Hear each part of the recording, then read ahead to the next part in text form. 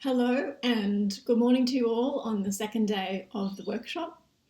Dolores has probably already introduced me, but to do so myself, my name is Emma Hutchison and I'm a research fellow in the School of Political Science and International Studies at the University of Queensland here in Australia. Before moving on to my talk this morning, I'd like to first thank Dolores, Brenda and all of the organising committee for inviting me to be part of the workshop. Ever since Dolores invited me, I have been extremely excited and looking forward to being with you all and learning from all of your papers and your thoughts, and also to sharing some of my work. Of course, Dolores' generous invitation extended to being there in person. However, as she may have explained, circumstances have been as such that myself and also my collaborator, Roland Blacker, who you'll hear from in a couple of hours, have been unable to travel to be there with you all. My sincere apologies for this. However, I do hope that this video in some way compensates for me not being there in person to meet you all face to face. At the outset, I'd also like to add that I'm particularly honoured and excited to be presenting in such an interdisciplinary workshop and to such an interdisciplinary group of scholars. As I said, and some of you know more closely, I come from a politics background. My work is interdisciplinary. I write about the politics and ethics of emotions, affect, trauma and community in local and global politics, and about how emotions after trauma and suffering can become pivotal in creating the social conditions through which particular political practices take shape. I've done this perhaps most fully in my 2016 CUP book, which I have an image of the cover here, and it's titled Affective Communities in World Politics. In my book, I examine how the emotional and affective dimensions of representing trauma can go on to constitute, so to both reify existing yet also transform and reconstitute forms of political community, from the local to the national and transnational and global levels.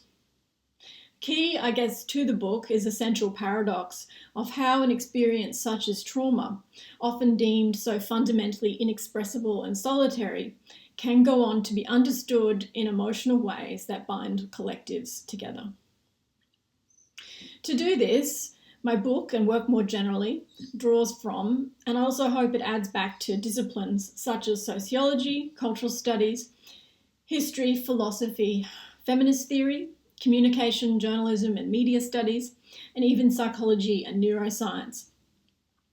But still, in the context of today's presentation, I'm conscious that I'm a politics scholar and almost all of you there are not. So I hope in what I'm going to say, I do the works of your home disciplines justice. Moreover too, given that my work is so closely connected to your disciplines, certainly I think much more so than the majority of my politics and international relations colleagues, I would greatly appreciate your thoughts and feedback and suggestions on any aspect of my work and my talk today.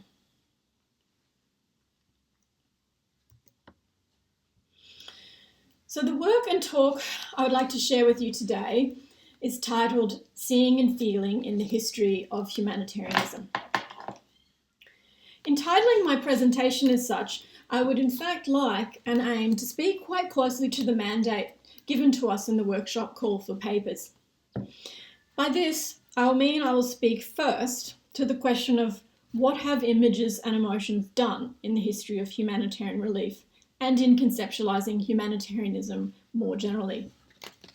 I also, and somewhat second, would also like to put forward thoughts or reflections and also some questions which perhaps emanate from the politics scholar in me on what does an understanding of the doing of emotions in the context of humanitarian imagery mean for thinking about imaging and practicing humanitarianism today, and also as humanitarianism continues to transform into the future.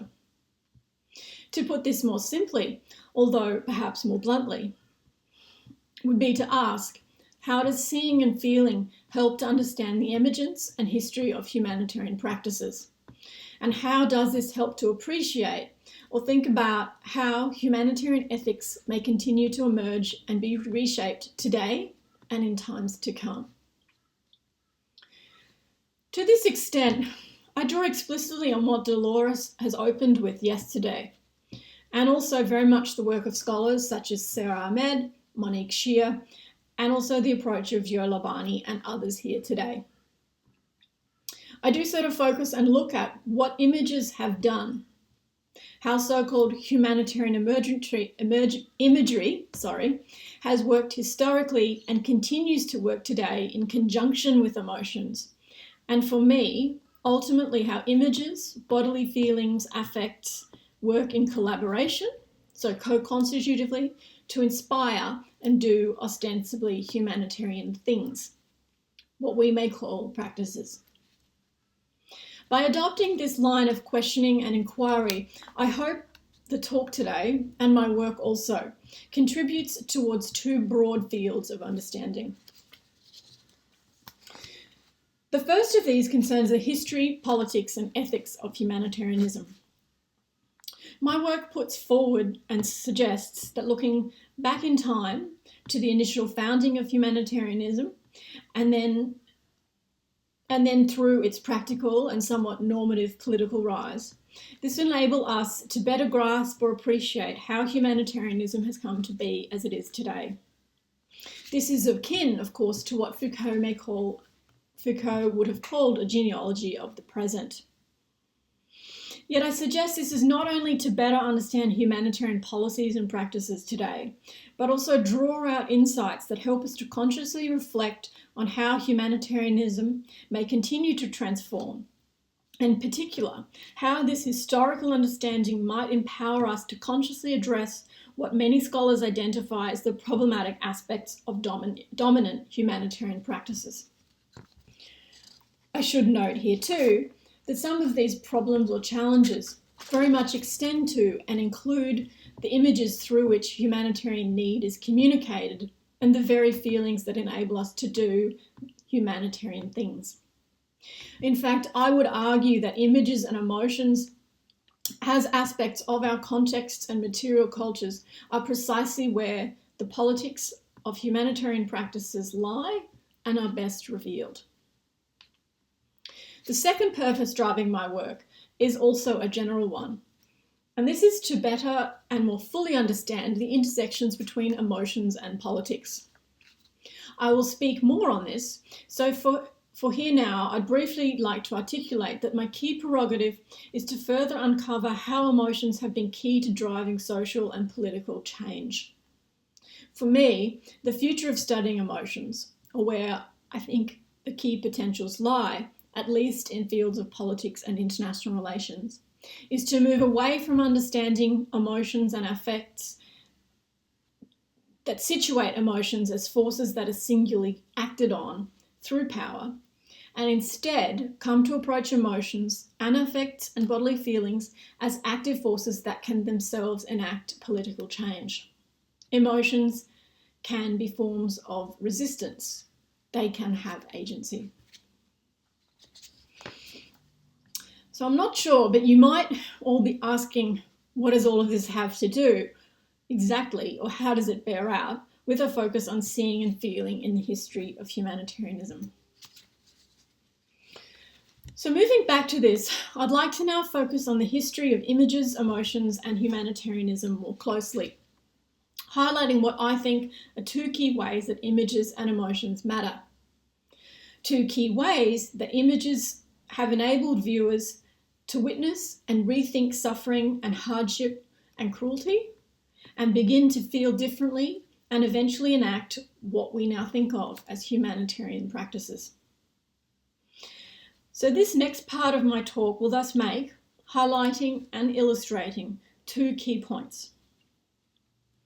The first of these concerns the interwoven role of images and emotions. The second concerns what can be thought of as the somewhat cumulative effects of humanitarian images and emotions through history. So here at issue is what images and emotions have done.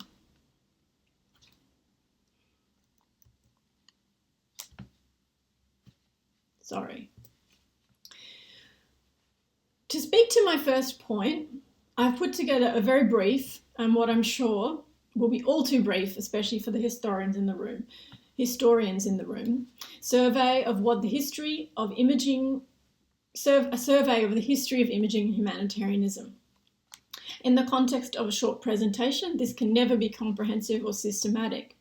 Yet I do so simply to illustrate and show how historical imaging of suffering, hardship, trauma, cruelty, and so on, and emotions have shifted and transformed in unison. A significant body of work before me too has suggested and prompted that we indeed look back over time to trace these kinds of visual and affective changes. Again, you'll all be much more well-versed in the history than I am. So I'll just briefly run through some significant shifts or moments. The founding, or first explicitly humanitarian moment, is typically considered to be the anti-slavery movement and eventually abolitionism, which is seen to begin around the mid-18th century. While the start of abolitionism may indeed have been the first explicit humanitarian moment or movement, the dramatic changes in how people felt about the suffering slaves can be seen as part of a broader context of changing perceptions about the experience of pain. No doubt many of you know this well, but during the 1700s, as many scholars have demonstrated and analysed more rigorously, how people thought about pain in the West went through a radical transformation.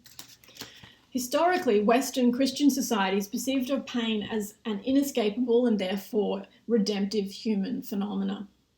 Considered key to spiritual salvation, suffering was situated as a positive experience. Pain was seen to be part of a process of religious recovery that would help, as Elizabeth Clark puts it, to perfect the spirit. However, during the 18th and 19th centuries, understandings of pain as a pathway to spiritual enlightenment came into question. Pain came to be seen less as an unavoidable human experience and instead increasingly as something that fell under the domain of human control. This shift was triggered in part by the development of modern medical practices that sought to alleviate the discomforts of illness and surgery. Haunted by patient suffering, physicians and surgeons, it was said, became men of feeling, as Norman Fearing's well-known article puts it. In this sense, morality and what constituted moral and also in turn humane practices came to be slowly interwoven with emotional expectations or norms of sympathy. Where once people turned a blind eye or even experienced laughter at the sight of others' pain, to feel anything less than sympathy was also to be, again quoting Fearing, less than human. So, to put it simply, to feel compassionate when faced with other suffering gradually came to define what it meant to be human and to treat people humanely. While, of course, this idea or expectation of sympathy for suffering and cruelty was then, as it is still now, practiced selectively, it did slowly bleed into how people felt about the cruelty endured by slaves.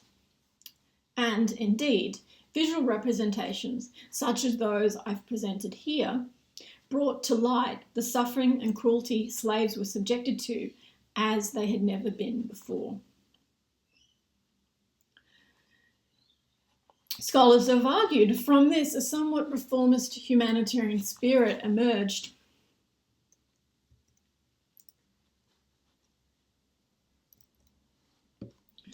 Slowly, people began to reconsider their attitudes towards suffering, particularly and crucially, the suffering experienced by traditionally socially derided groups, including the impoverished, the insane, criminals, and also women. Several key humanitarian shifts, or what my work is calling humanitarian moments, were slowly precipitated. Also, In line with this, the effective practices of feeling compassionate towards those perceivably less fortunate than oneself grew. From here, we can observe key humanitarian transformations, which were both visual and affective and moral, occurring through time.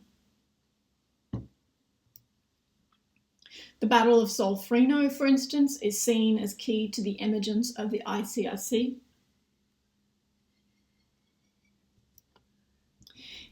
Incremental suffering, poverty, and perceived disadvantage in the developing world gave way to institutions such as the WHO. Increasingly, too, prominent calls for and discourses of universal human rights, which scholars such as Roland Burke have convincingly studied as intensely affective phenomena as well as political, helped to pave the way for the final wave of decolonisation in the 1970s.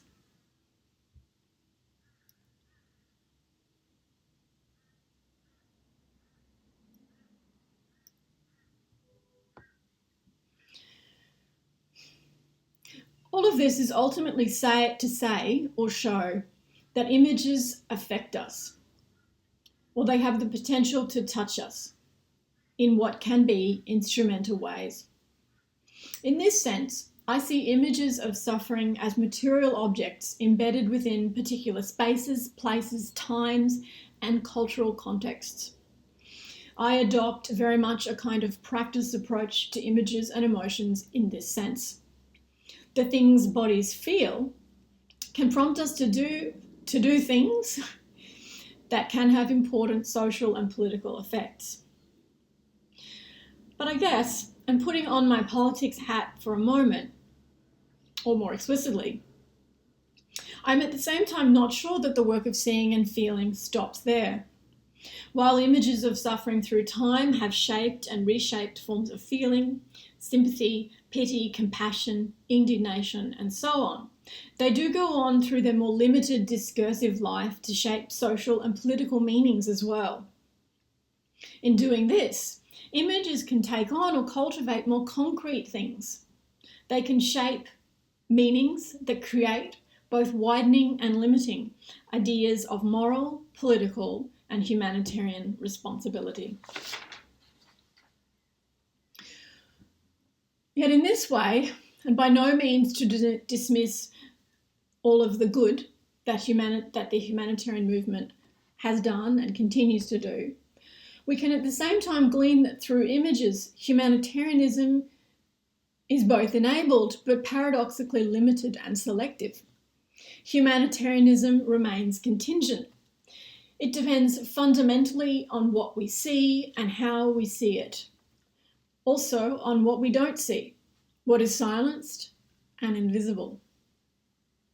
It depends also on the crystallization of feelings into emotions and then into formalized political discourses and practices, which again are contingent on what is visible and what is not.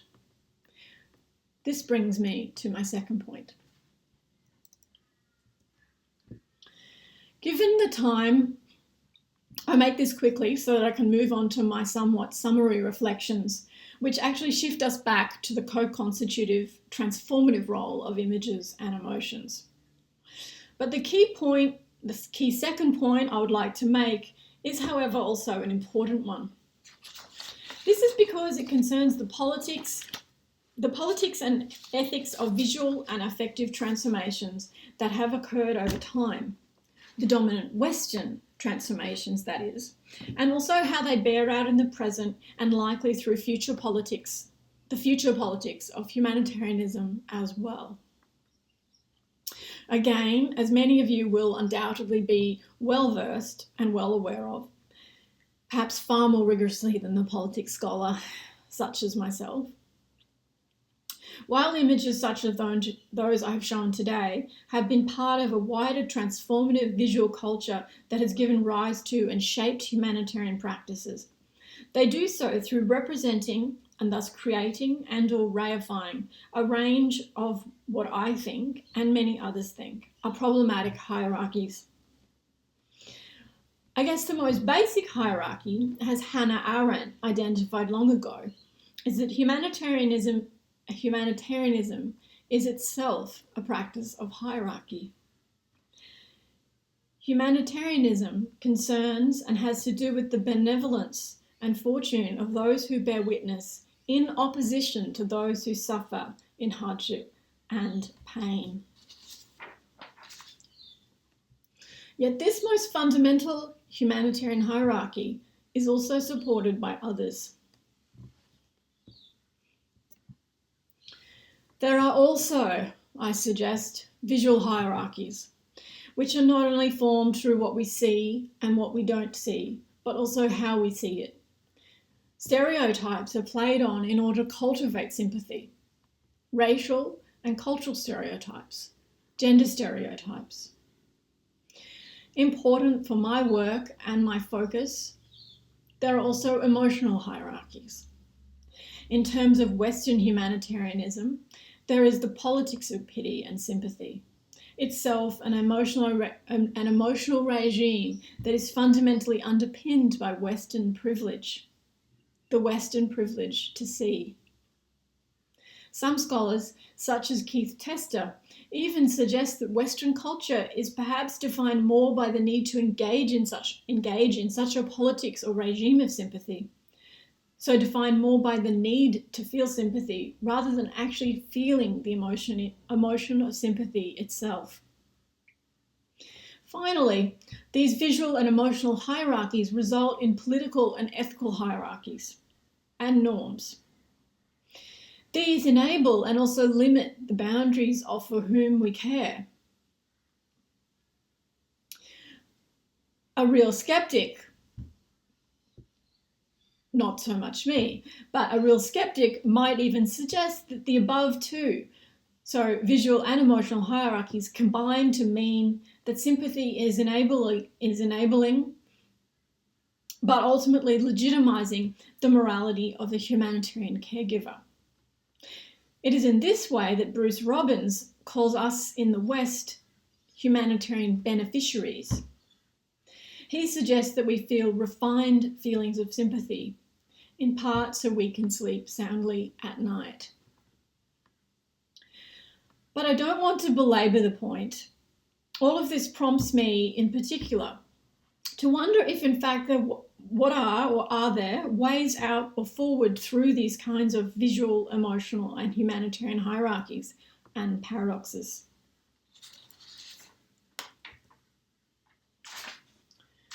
So to conclude, I would actually like to propose not answers, but rather a series of questions. These are for you all here today, but I would also put them to all scholars and practitioners whose work sits at the intersection of humanitarian imagery and the task of analysing and or cultivating forms of feeling in those who witness hardship through images. I guess the key question here is, where does all this leave us? How does an appreciation of seeing and feeling humanitarianism help us to think about humanitarian practices and norms today? Do they urge us to think about what emotions are doing now? What our own emotions are doing now? Historically and today, humanitarian emotions certainly do lots of good work. But for me, at least, these hierarchies also play at and do lots of dubious things. They relegate sufferers rather than empower. They perpetuate the structural inequalities that many argue lie at the need for humanitarianism in the first place. So, does an understanding of the emotional and visual history of humanitarianism prompt us to think differently about images and emotions associated with humanitarian need? My thoughts in response take me back to new and emerging work on emotions and affect. If, as Yo Labani puts it, feelings are not properties of the self, but are produced through interaction between the self and the social world, emotions will continue to transform in collaboration with our material surroundings. Dolores and Beatrice Pischel also stress that emotions as subjects are always in the making. Emotions felt in response to images of suffering are thus contingent, contextual, and cultural. As Barbara Rosenwein puts it in her book, Emotional Communities in the Middle Ages, no emotion is pure and unchanging. Emotions can be stifled by power, but at the same time, they can be engines of conversion. How we feel in response to humanitarian imagery is thus not static and unchanging, but shifts alongside material and social culture, customs, norms. New feeling rules at the side of images can take the place of old.